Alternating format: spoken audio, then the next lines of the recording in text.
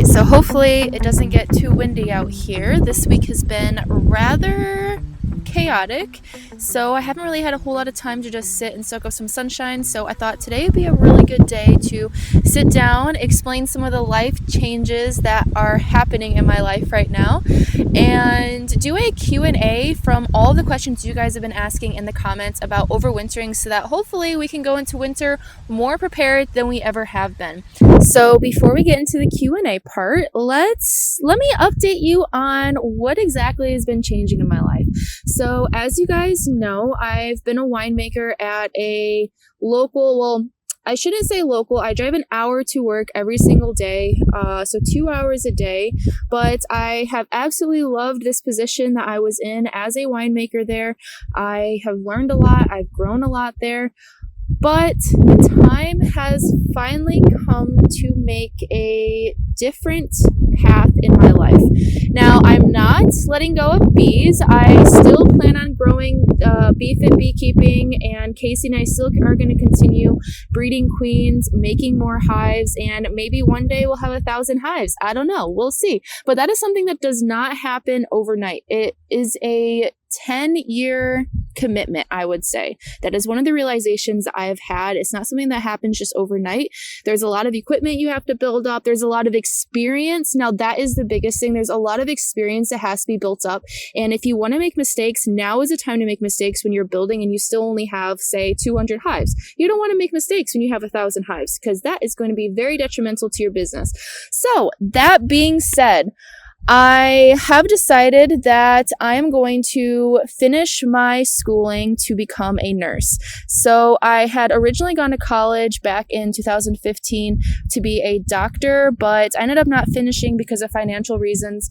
And I never thought I was going to be going back to school. I didn't think this was going to be a career path that I was going to follow, but you've probably heard me briefly mention some of Casey's health issues that he's been having over the last couple months. He is doing absolutely great now, and I did talk to him about this. He is a-okay with me talking to you guys about this, and maybe we'll get him on the channel to talk about it here soon too.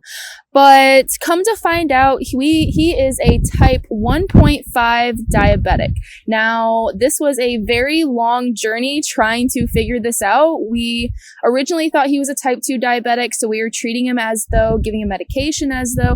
The diet that I pretty much had him on was for a type 2 diabetic, trying to cut out all carbs, but come to find out, his pancreas does not produce insulin at all, so he has to be treated more like a type 1. Now, the reason they say type 1.5 is because it developed at his age. He is 37 and he is becoming a type 1 diabetic. That is insane. Usually happens to children, not adults. But anyways, through this entire journey, it really relit my passion for the human body and health. As you guys know, this is Bee Fit. I've always been a very fit person. I competed semi-professionally for, at least 8 years, maybe almost 10. I've been running in track and field since I was in freshman in high school. So it's something that became a really big part of my life. And when you are an athlete of that caliber, you really have to know a lot about the human body and human health. So that is already something that I was passionate about. But then when all of this happened and helping him through it, trying to do all the research to figure out how can we fix this, how can we make it better, because he was looking really bad there for a minute.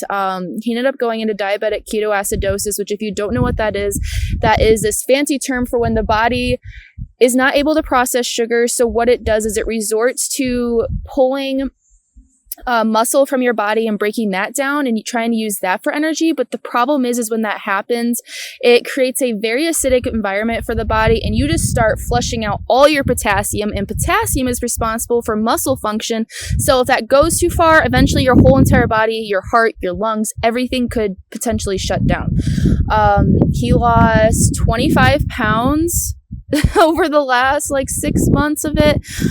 He's gained all of it back within 3 weeks of his diagnosis, which is crazy. That just shows how much his body was truly struggling.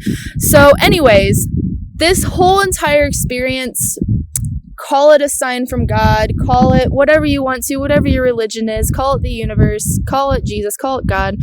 But I viewed this as my calling to go back and finish my schooling. I only have around a year and a half that I would have to finish, so I might as well go ahead and do it. And it's going to be something that's really compatible with beekeeping too. I always found that human health and beekeeping kind of went hand in hand. So it's going to be a cool journey seeing where this leads me and how much my life changes from this. It's going to open up a lot of doors in terms of being able to build our life the way we've been envisioning, if that makes sense at all. So I'm excited. It is a little nerve-wracking because it's a whole entirely different world that I'll be walking into. I will be starting at a local hospital here in the next week to start gaining experience. So a lot is happening over here. So stay tuned, I guess, to see how everything goes with trying to balance school and work and bees on top of that. It's going to be a wild ride, but I plan on bringing you guys along for it to, just see how things are going. But anyways, all right, so some of the questions I have today are from you guys, from the comments, just random questions about the overwintering process that hopefully can help you figure out how you want to kind of craft your overwintering process. Everybody overwinters a little bit different. We all have different climates. How I'm going to overwinter up here in Michigan is not going to be how somebody overwinters down in, say, Tennessee or Kentucky or Florida or Texas or even up in Canada. It's all going to be different depending on where you are. So I'm located in Southeast Michigan. Just to give you a little bit of background, so base any of the information I give you off of that location. So the first question I saw, so in the last video, I talked about feeding, and one of the ways you can feed your hives if, say, you don't have like a frame feeder or anything like that, and that was to put a inner cover down on the top box of your hive, then to put a bucket full of sugar water, 2 to 1, because that's what you want to use when you're feeding in the fall time, so they can start storing that instead of using it as food. And you could put that in a bucket, poke some holes in it, flip it upside down so that those holes are lined directly over that little hole in your inner cover so that it can drip onto or into the hive for them to use, kind of like a hamster water feeder thing. That's pretty much what happens when you do that for bees. And then you'd put a deep box on top of that and then put your cover on top of that. Well, the question was, can you just put that bucket on top of an inner cover instead of doing the box and the lid and all of that?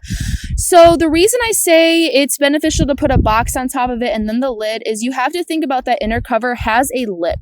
And what worries me is if you were to just put the inner cover there and not have anything to protect it from the elements, if it does rain, that inner cover is going to be filled with water and then it's going to drain into the hive through that hole. Not something you want to happen. That those bees are going to really have a hard time trying to control that and essentially save the hive from all the water that's pouring in. Now, I'm sure you could build some other contraption if the reason you're asking is because you may not have another deep box. I know a lot of backyard beekeepers only have so much equipment, and that's completely understandable. That's where I started too. You only have so much and you only buy enough for however much you're planning to grow that year. Equipment's not cheap. So you can find workarounds. Like maybe you could find like a tote to put over it. I don't know if something like that would work. Just something to protect it from, if it rains, it draining into that inner cover and then pouring into the hive. You don't want that to happen. So the next question was the great debate of using a screened bottom board or a solid bottom board. Now I have used both, but now I solely only use solid bottom boards. And that's mainly because I use pallets now because we're growing at the rate we are. Pallets is what we're trying to convert everything over to, because eventually we're going to have to buy a forklift if we keep growing at the rate we're growing. Now we don't have one yet, so we're going to be doing it all by hand probably for the next couple years, but eventually we're going to have enough money to be able to do that, to make our life a little easier, because that is something that makes everything way more efficient, which is very beneficial. So if I was to not be using pallets though, which one would I prefer? Screen bottom board or solid bottom board? I personally would still go with a solid bottom board, and that is solely because of my exact location. So when I've used a screen bottom board, one of the pros I noticed is it did actually help with keeping the mite levels down, which I think that's just from the mites being like shook off of the bees, and then they fall through the bottom board, through the screen, and they're not able to get back up. This is also good for small hive beetles. It'll help control them, because when they walk into the hive, they're just doing their thing, and then all of a sudden, boop, they fall through that screen bottom board. So it can be really good for pests. But the one thing that I did not like about it is because we do have hot summers here, but we aren't anywhere near as hot as it is down in, say, like Tennessee. We have humidity up here too, but I wouldn't say it's something that is such a big deal that our bees really suffer. We maybe have a couple hot, at least lately, we maybe have a couple hot weeks per year where the bees are really bearding and really need some ventilation. But in that case, I'll just put a couple coins in between some boxes, or maybe put it underneath the lid to help give them some ventilation that way. But the reason I say this is because since we don't have that hot weather, I notice that the bees, they will just completely move their whole brood nest and cluster up during the summer, even during the summertime. So they'll only be using the top half of that bottom box, and then the rest of the top of the hive. They'll just ignore that bottom half of the box. I think it's because there's too much airflow, and they know it's going to take too much energy for them to keep that brood nest regulated, temperature regulated. So I wasn't a huge fan of that, because you're kind of wasting half of the box, and you want to utilize as much space as you possibly can when it comes to beekeeping. Now, if I had that hive directly in the middle of, like, say, a field that didn't have very much wind, maybe I had like a wind trap behind me that was like a hill or something, and the sun would just beat down on those hives like crazy, then maybe it would have been okay. Maybe they would have utilized the whole box. But because I had it on the edge of a wood line, and they had some nice afternoon shade, they had that morning sun, and then once the sun got to about maybe like 2 o'clock at the hottest part of the day, they get some shade. So it wasn't really that big of a deal.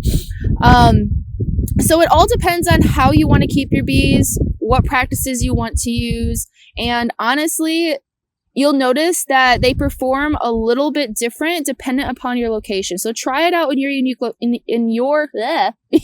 location, and see how they react to that.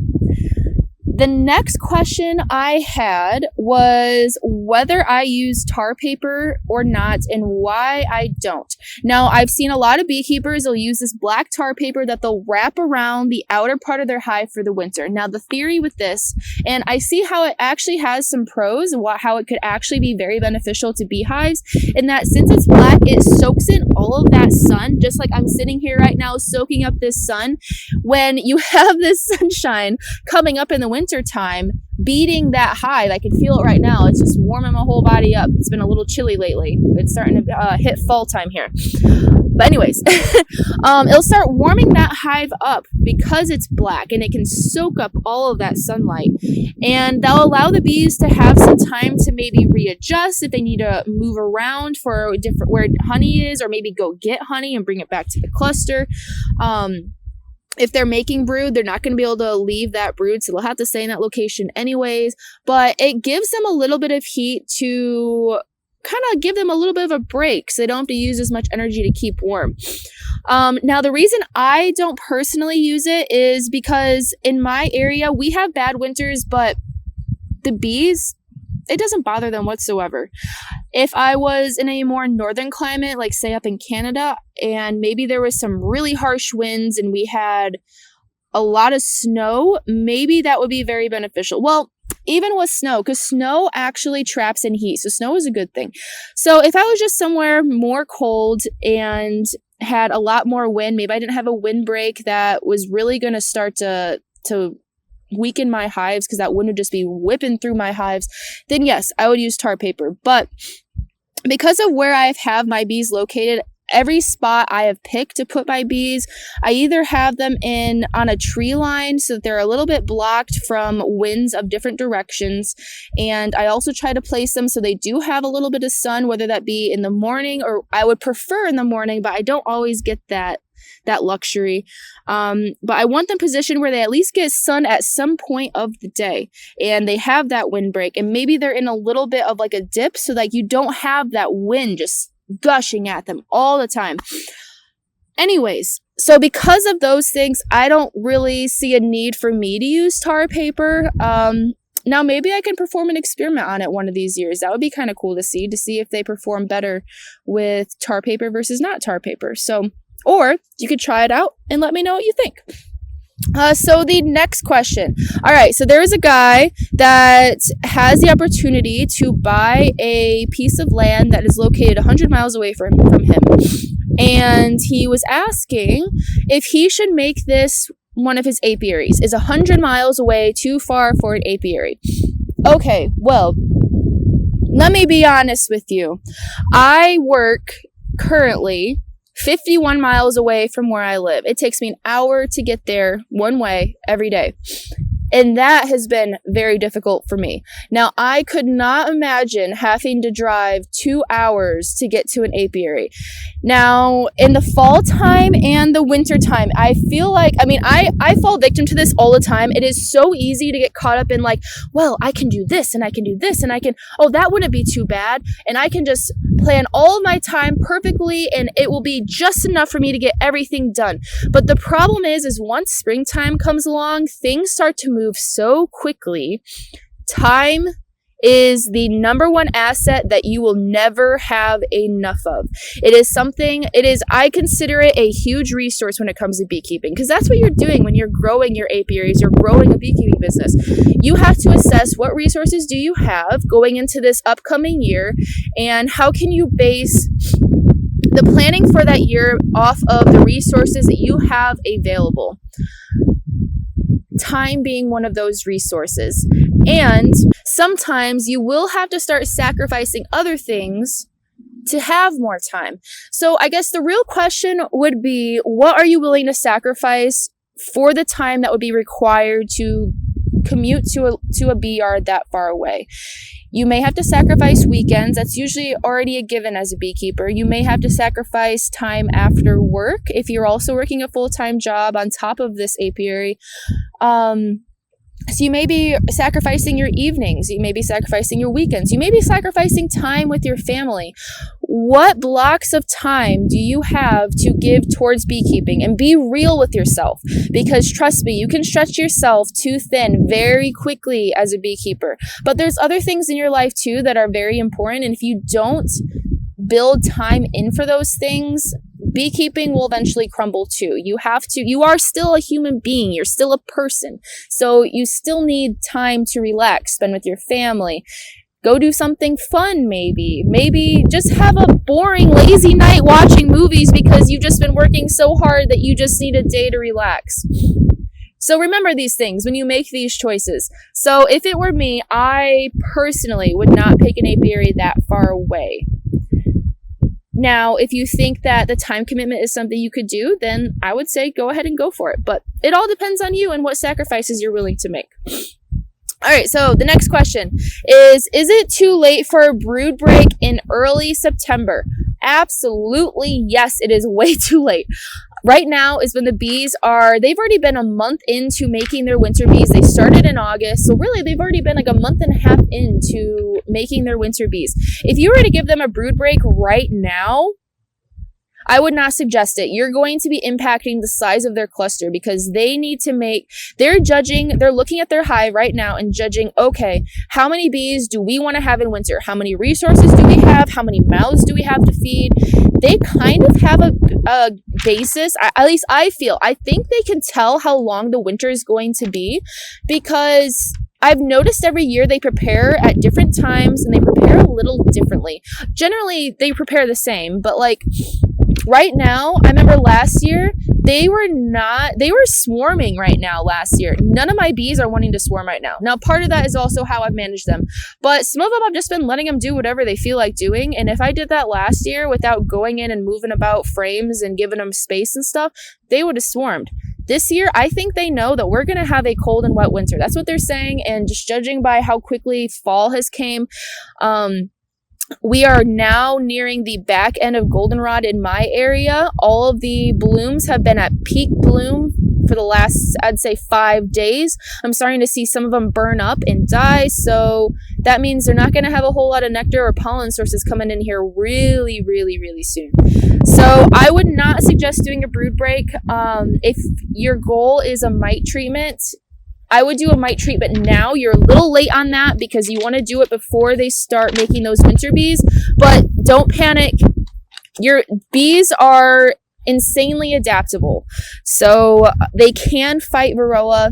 It is possible they can still make it through the winter, but I would get that mite treatment on ASAP. If you're wanting to be treatment free, I would say you're a little late to the party in terms of the management techniques you had to do to achieve that for this year. So I would just throw something like maybe formic acid on there. The temperatures have been nice and cool, and it will kill the mites under the cappings and on the bees. So, and it only takes 15 days. So that, in my opinion, would be the best treatment to do right now.